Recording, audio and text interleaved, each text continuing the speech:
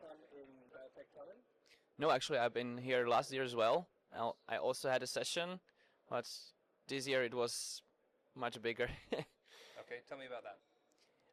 Well, actually, I had the chance to speak at the keynote for 5 minutes, so probably that was the biggest speech for me, like in terms of the count of people in my life. So that was a great experience for me personally. Yeah, and you spoke at Resco, I assume, Yeah, on yeah. that topic? Like at the keynote, I was just speaking about general introduction, so it can introduce Resco to everyone who is attending.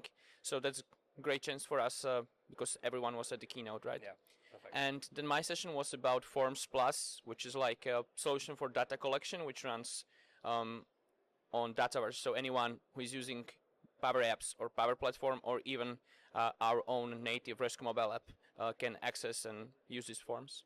Okay, so tell me a little bit about Resco then. Yeah, Resco is a software company. We recently celebrated 25 years. Wow. And for the last 15 maybe, we are been working specifically with Microsoft.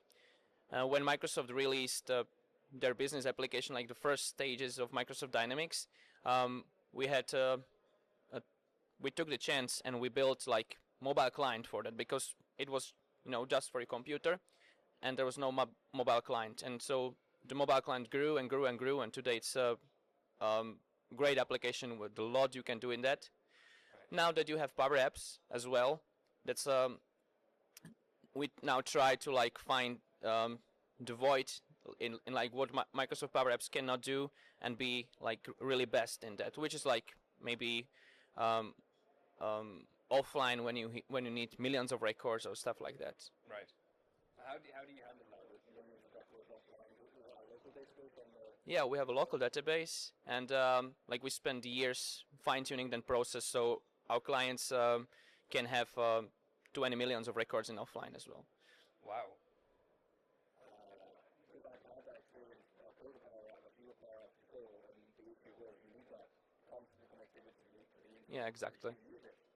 How do you handle authentication on it with offline things? How does that work? Like we only connect to the Dataverse, so there's like this synchronization event. When you sync the data, you download the new updates that have been done while we're offline, and you upload what's been done on the device. Right. And we use like regular services that any ISV can use, or even you can use to authenticate to Dataverse, basically. Yeah. Interesting. So, what's your experience in making that this year? Because obviously you had last year, maybe, so what Yeah, this year? I find that this event really grew in terms of sessions. As there's much more sessions, and I really appreciate it because there are so many interesting topics. Today because my session was yesterday, so today I'm just going to every session I can, and it's very interesting topics, very like great speakers. So this year that's been great. Because you mentioned the number of lessons. We have 8 tracks, right? Wow, yeah. How do you choose? I always feel like when there's so many tracks, it's great because you can cater for everyone's interest. So I always feel like I'm missing out. Yeah. I have to miss one. Yeah, definitely. It's a shame we don't pack everything into it. Yeah, yeah. Actually I have the advantage that I have my colleagues here, so maybe we can split up, and then we share like what we learned. Yeah, exactly. But with the sessions not being recorded, you really do have to be here and experience it. And I think that's better because the experience on the recorded session is never as good as it would Yeah, be if you were and that's one part of it, but really also we have the chance to actually talk to the speakers, right? So I can be on a session of an MVP who is like really doing the best in his area, and then he attends my session, and we can speak about like, oh, this was great, and how we can really we can really talk the real problems together, and it's so inspiring. I already wrote like 2 pages in Word about just ideas I got from here. Yeah. And it just sort of the idea of in-person events versus remote events, because in my opinion, just as you said, you were then able to speak to the person who was speaking. If that was a webinar, or if that was a remote online event that we had to do during the COVID and the home thing, would not have spoken to that person.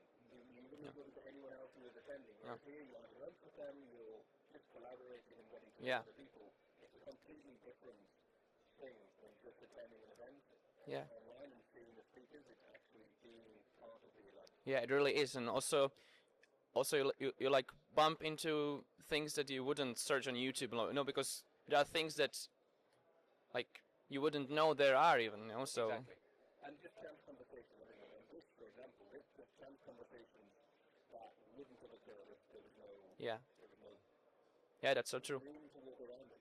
It's the same with workers from home. I think I don't want to get into that debate, but workers from home thing where now everyone's remote, you no longer have to walk through a moment where you can just talk about something completely off topic that you wouldn't seem to message someone about, but you might talk to them if you were making coffee or something or waiting for something. Do you guys work from home in Resco? Is it all remote, or do you have? We're like a hybrid, so some days and some people, but you have to be in the office for some time at least. Yeah. And in our company, like we really try to communicate together and really like we grew up as a a small company, and it really feels in our culture that just spending time together and working on things together in the office, it's natural part of Resco, I would say. Yeah. And where are you based? Where's Resco based? In Bratislava, so we are actually a company from Slovakia. It's like big thing for us and for Slovakia as well to, we had that special relationship with Microsoft when there was Microsoft Dynamics Field Service, and Microsoft, under the official Microsoft Field Service license, they were selling wide labeled Resco app because they didn't have anything for offline, so we had a special kind of cooperation with them. That's awesome. Yeah.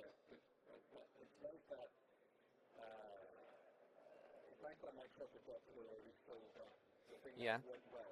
Yeah, really, and I think we can see this in many parts of like Microsoft is open to cooperation if they see that it brings value for their customers as well. Yeah.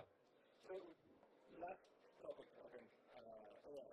Everywhere. And I don't really like talking about AI, but I'm interested. Has it been adopted within Resco? Do you have any feelings, passions about AI like Microsoft do? Yeah.